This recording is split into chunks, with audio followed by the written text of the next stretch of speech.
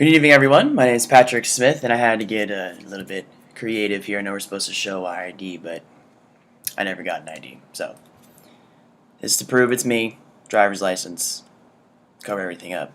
But, anyways, here's how we're going to do this right now. We're going to start by talking about some good old-fashioned non-state acting terrorist groups. So, first, we have to understand that there are different kinds of terrorist groups that can form. There are those who are acting as an independent group away from a nation, such as like ISIS or like the IRA or Boko Haram, those kinds of places. We also have those that are acting as recognized nations themselves. So if you're going to take like any particular country, if you're to take Australia, Canada, not like Canada would do anything, but Germany, stuff like that. So right now we're just going to stick with the non-state independent acting terrorist groups who form due to multiple reasons like political, we have religious, you have territorial, all kinds of different things. So, for example, the one that's not generally recognized nor learned about here in the United States is the IRA, or the Irish Republican Army. They started up back in the early 20th century and have flared up several times since then. The IRA initially started with the mindset that through political violence then, Ireland could break away from Britain to become its own freestanding republic.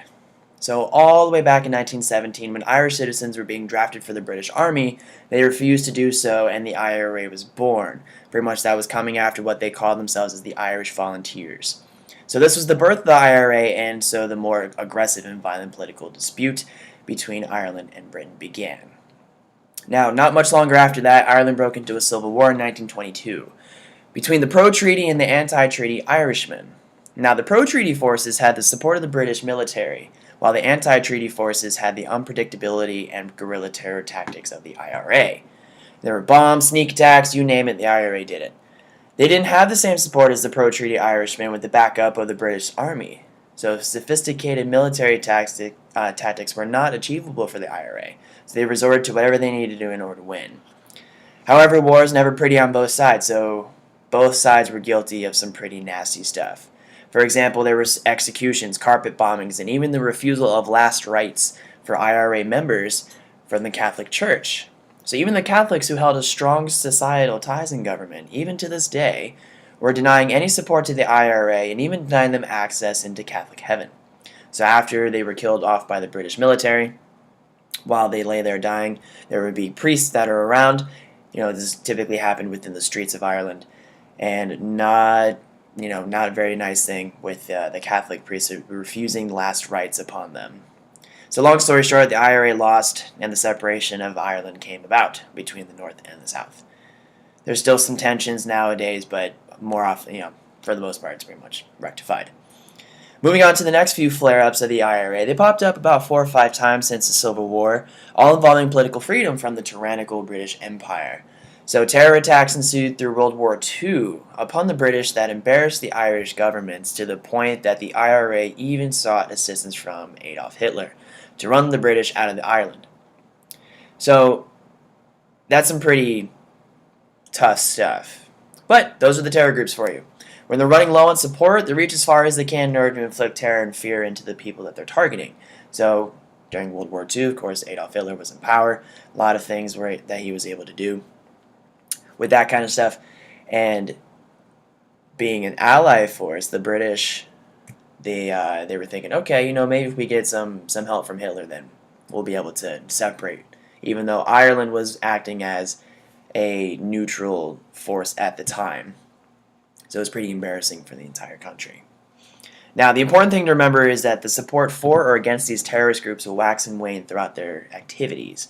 For example, the IRA gained support from the Catholic Church back again in 1978 during what is referred to as Bloody Sunday, when 28 Catholic protesters of British internment, so they were protesting the internment of different prisoners of war or other different ethnicities that the British were putting in internment camps, they were shot. 14 of them were killed by the British military in full view of the public and the press. So support rose for the IRA and recruitment of locals skyrocketed. You just had the British military that was supposed to be, they're supposed to be protecting us, everything is supposed to be fine, they're here to help, and then they just killed 14 and wounded another 14 people who were just having a peaceful protest. There were sparks that flew at that point, one thing led to another. It's just a powder keg of all this irritation and aggression that manifested itself with the killing of those people. So during that time, the Catholic Church then regave them support, and the IRA were just like, you know what, we actually believe with you. We should separate from Britain. So recruitment just went through the roof. Now, with all the terrible things that have happened due to the IRA, there are still lingering effects. For example, in London, there are minimal public trash bins on the streets in the underground due to the IRA bombings. So what they have right now, instead of like just a regular trash can, what they'll have is just a little yellow ring that's posted up on the side of a wall with a clear plastic bag. That's where people can throw away their trash. Then there's not a whole lot of them anywhere, whether it be in the underground tube stations or if they're going to be out on the streets. There's really not a whole lot of them. Because back in 1939, there were bombings in Leicester Square and Victoria Station. These are major places for the tube stop. I mean, millions of people throughout London would go through there all the time. And there were frequent attempts in 1973, 75, 76, 91, 92, and most recently, from what the IRA has been given credit for, is back in 93.